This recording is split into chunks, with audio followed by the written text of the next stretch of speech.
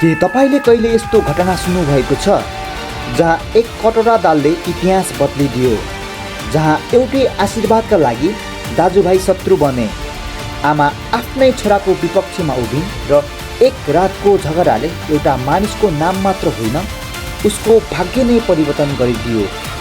यो केवल परिवारभित्रको झगडाको कथा होइन, यो प्रतिज्ञा, छल, आँसु र चमत्कारिक मेलमिलापको घटना हो।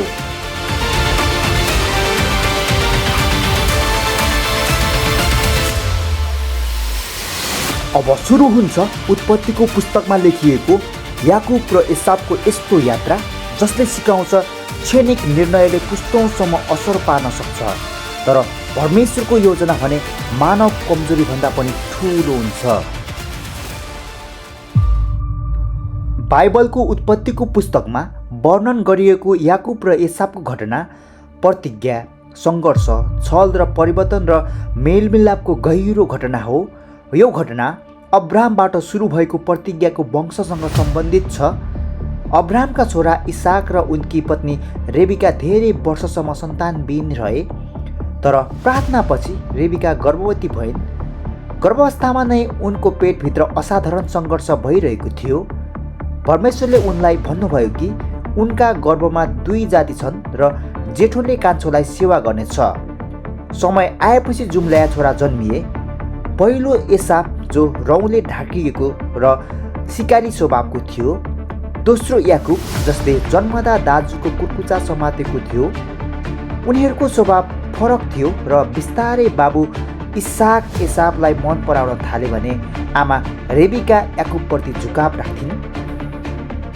एक दिन शिकारबाट अत्यन्त भोकाएर फर्केका एसावले याकुबले पकाएको दालको झोल खान मागे। याकुबले अवसर देखेर आफ्नो जेठो अधिकार साट्न प्रस्ताव राख्यो। जेठो अधिकार भनेको परिवारको नेतृत्व, दोब्बर सम्पत्ति र आध्यात्मिक प्रतिज्ञाको अधिकार थियो, तर भोकले व्याकुल एसावले त्यो अधिकारको महत्त्व कम ठानेर कसम खाइ साटिदियो।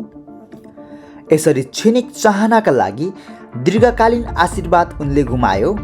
वर्षहरू सँगसँगै जब इसाक बुढा भए र आफ्नो मृत्यु नजिक आएको ठाने, उनले जेठो छोरा एसावलाई आशीर्वाद दिन चाहन्थे, तर रिबेकाले परमेश्वरको भविष्यवाणी सम्झेर योजना बनाइन्। याकुबलाई एसाव झैँ बनाएर बुढा बाबुको अगाडि पठाइयो। हातमा पाठाको छाला बाँधेर र एसावको लुगा लगाएर याकुबले आफूलाई एसाव भनेर चिनायो। शङ्काका बीच पनि इसाकले अन्ततः उसैलाई आशीर्वाद दिए, भूमि, समृद्धि र प्रभुत्वको आशीर्वाद। केही समयमै सत्य खुल्यो। एसावले थाहा पाउँदा ऊ अत्यन्त क्रोधित भयो र बाबु मरेपछि याकुबलाई मार्ने निर्णय गर्यो। रिबेकाले फेरि हस्तक्षेप गर्दै याकुबलाई आफ्नो आफन्त कहाँ भाग्न पठाइन्।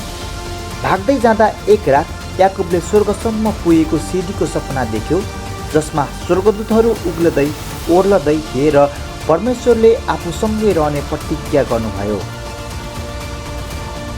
त्यो अनुभवले याकुबको जीवनमा गहिरो छाप छोड्यो। विदेशमा वर्षौँ सेवा र सङ्घर्ष गर्दै ऊ आफै पनि विभिन्न छलको अनुभवबाट परिवर्तन हुँदै गयो। अन्ततः धनी र परिवारसहित ऊ आफ्नै भूमिमा फर्किन लाग्यो, तर दाजु एसावसँग भेट हुने डरले ऊ आतङ्कित थियो। एसावसँग भेट हुनु अघि एक रात याकुब एक्लै रहँदा एक रहस्यमय व्यक्तिसँग रातभर कुस्ती गर्यो। त्यो सङ्घर्षपछि उसको नाम परिवर्तन भई इस्राएल राखियो, जसको अर्थ परमेश्वरसँग सङ्घर्ष गर्ने हो।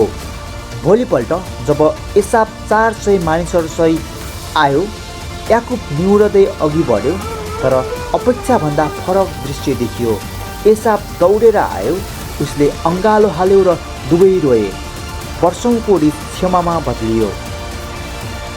उनीहरू आफ्ना आफ्ना बाटो लागे, तर मेलमिलाप भएको हृदय लिएर। यसरी याकुब र एसावको कथा मानव कमजोरीका बीच पनि परमेश्वरको योजना पुरा हुने सन्देश दिन्छ, जहाँ लोभ, छल र डर भए पनि अन्ततः परिवर्तन र क्षमाले विजय पाउँछ।